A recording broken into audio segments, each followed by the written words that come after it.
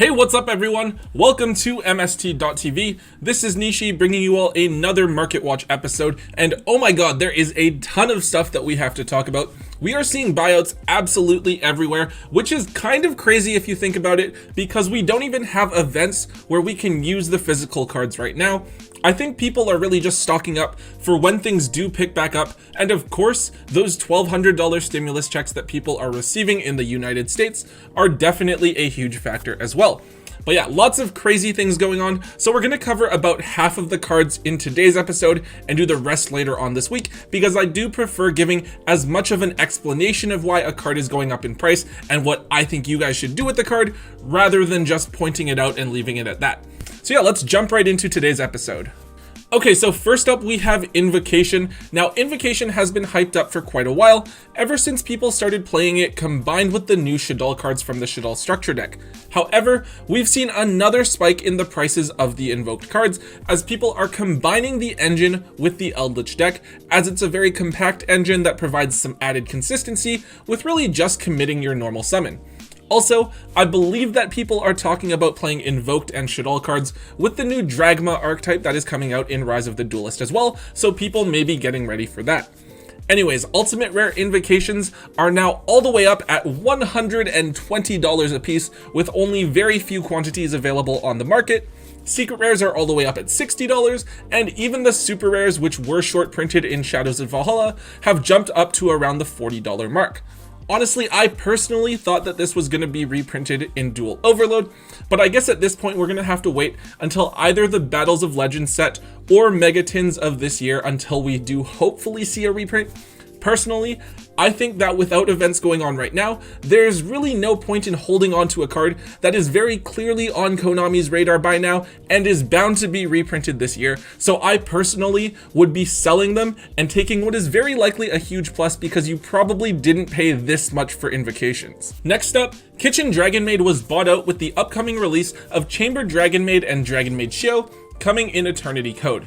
We knew about these cards for a while, since obviously they're just in the core part of Eternity Code, but with people receiving the stimulus money, a lot of casual fans who are fans of the Dragon Maid archetype finally decided it was time for them to pick up the key cards from the deck. As a result, Kitchen Dragon Maid is now a $65 card, though it did hit as high as $75 within the last week or so. Now, I don't think that Dragon Maids are going to be doing anything in terms of competitive play, so they're not really something that I would freak out about and try to get my hands on. But because they are from Mystic Fighters, which is a relatively recent set, I'm not expecting the cards to drop in price anytime soon, especially because the set wasn't very heavily opened, as it didn't contain any really meta-relevant cards or strategies. It is worth noting that so far, Nurse Dragon Maid's price is mostly untouched, despite being just as important for the deck, and is only around $30 a piece, and it's very likely that it will follow the price of Kitchen Dragon Maid within the next couple of weeks. So number 90, Galaxy Eyes Photon Lord, is a card that was only ever at most $5 or so for quite a while, but suddenly spiked out of nowhere, jumping all the way up in price to around $30 a piece, before now settling back down to around the $14 price point. As we're going to find out from a couple of cards later on in this video, there is a little bit of attention right now surrounding rank 8 strategies, primarily because of decks like Blue Eyes White Dragon and Dark Lords. Most notably, we are also getting Dark Lords in the next set, Rise of the Duelist. Now, these decks aren't necessarily top meta strategies, but they're among the more popular decks with a lot of the player base, because the cards are very nostalgic and the artwork on most of them is amazing. Now, number 90 is a really solid extra deck option because it gives decks access to monster effect negation, allowing you to potentially play around cards like Nibiru, as well as disrupt your opponent during their turn. Now, this card does only have one printing, but it did come out way back in 2018, so there's a very solid chance that it will be reprinted within the next year or so. Personally, I would hold on to a single copy, since you probably picked it up for relatively cheap and really only need to play one, and then move any excess copies that you have at this hyped up price. Next, we have a card that I actually never thought I'd be talking about on a Market Watch here, but Christo and Quarry on Gandrax is now a $6 card. I know this card was basically disregarded as bulk for its entire lifespan up until about a week ago, where it crept up to $2, jumped up to $10, and has now settled back down to around the $6 mark. Now, I believe that the reason for this card jumping up in price is people talking about using it in either DDD or Synchrons, both decks that have the ability to actually get multiple tuners out onto the board in order to make this card. Now, it can be really devastating if you're going second, as it can banish multiple monsters from your opponent's side of the field, so if you do manage to summon this card and resolve its effect, it could win you the game single-handedly.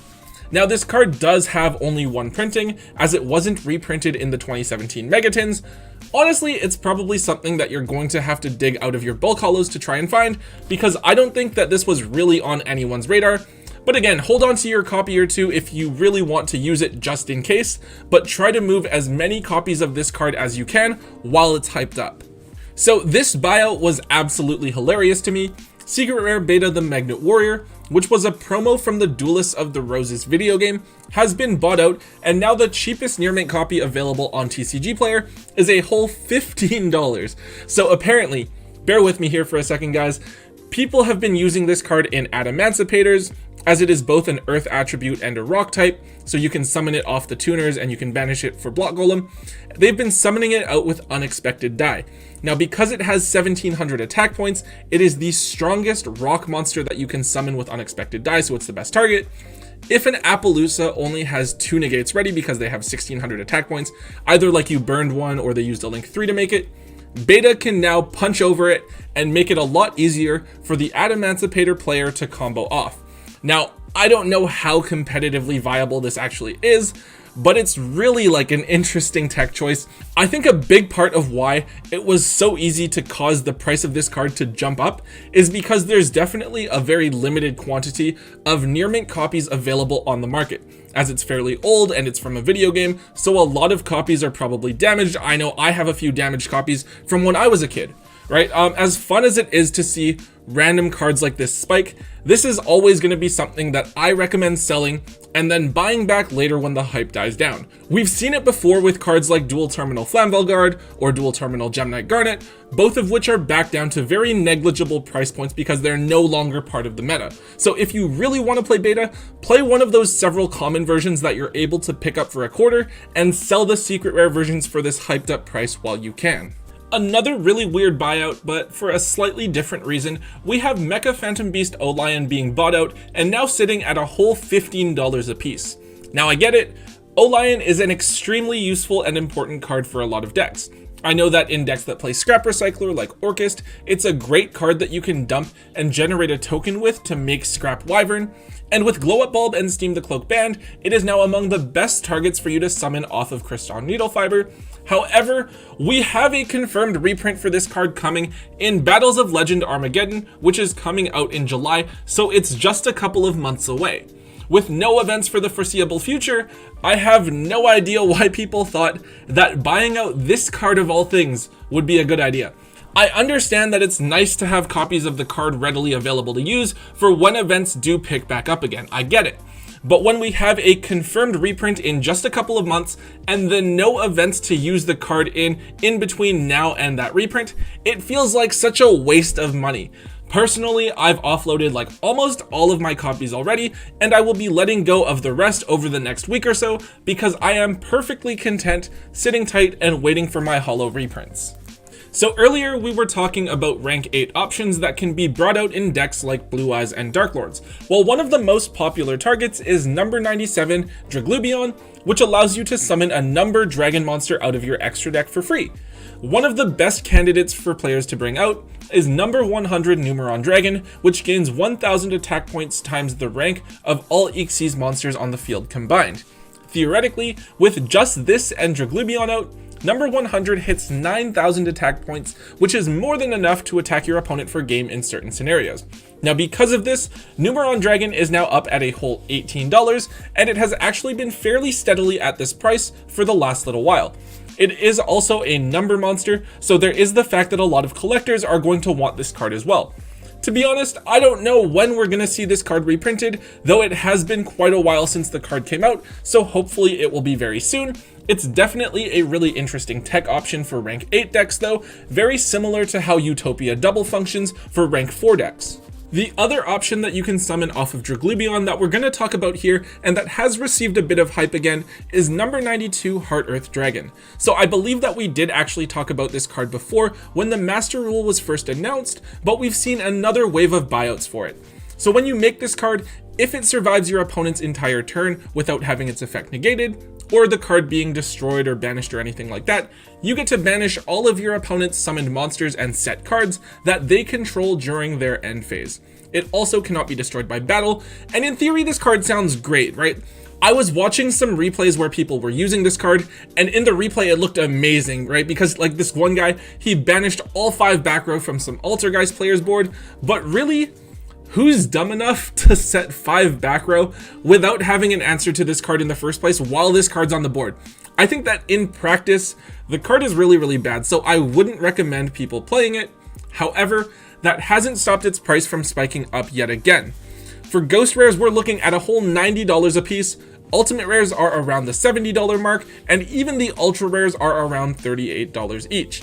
Now, unfortunately, number 92 hasn't been reprinted yet in North America, so all versions of it are quite expensive, though hopefully that reprint will come soon. However, it was also reprinted in Germany in the 2014 Advent Calendar, a product that was only released to Germany. Now, these versions are quite cheap. I believe they're still available on Card Market for around 7 to 8 euros there, so around like 8 to 10 US dollars. Please don't buy into this hype and pay like $20 or $30 for a super rare German copy, especially for a card that really isn't very good. I would take this opportunity to move whatever copies you are holding onto. If you don't have this card yet, just stay well clear of it and wait for the hype to die down.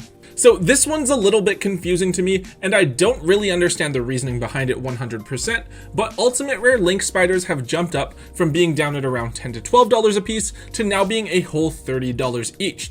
It's not like Link Spider is a bad card. Theoretically, it can be a very good extender in the right situation. I know that before in like World Chalice, it would help you unbrick with like Gen X Undyne and Crystron Rosenix.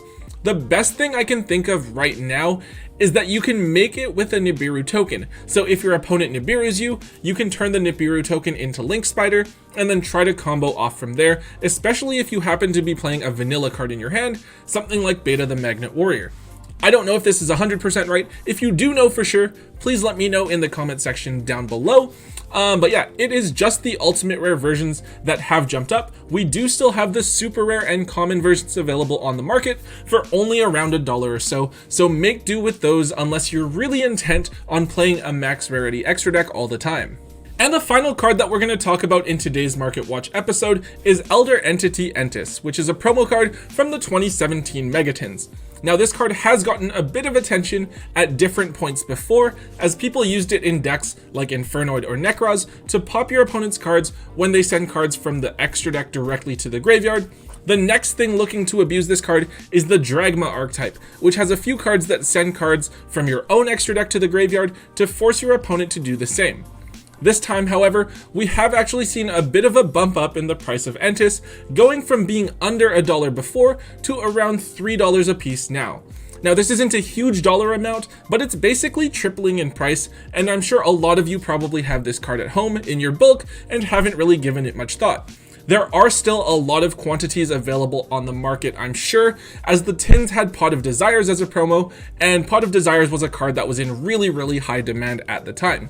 However, it's definitely something that you're going to want to keep an eye on and set aside when digging through your bulk, as it definitely has the potential to hit around a $5 mark in the very near future if Dragma becomes a very solid meta deck. Alright guys, that is it for today's episode. There is still so much else that I want to cover, but we are going to stop it there. To stop the video from being too long, I will be bringing you another Market Watch episode, hopefully later this week or this weekend, where we cover some of the other crazy price fluctuations that we've seen recently. Anyways, guys, if you did enjoy this video, please make sure you hit that thumbs up button for me. And as always, make sure you leave a comment down below to let me know what else is going on the market so that I can hopefully cover it in a future video. And if for some reason you haven't already subscribed to Tombox and myself, please consider doing so to stay up to date with all of the latest and greatest Yu-Gi-Oh content. And until next time, guys, don't forget to hold on to your MST.TV.